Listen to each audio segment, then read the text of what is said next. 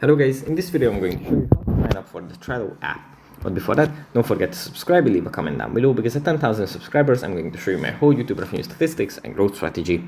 So without further ado, let's just jump right into it. First, you have to open up the Trello app. And here, if we open it up for the first time, it's going to look like this. Here we can just tap on sign up. And here we have a few options. We can either sign up with email, sign up with Google, sign up with Microsoft, or Apple. Let's say we want to sign up with Google. Here it's going to redirect us. And then our Google accounts are going to appear here.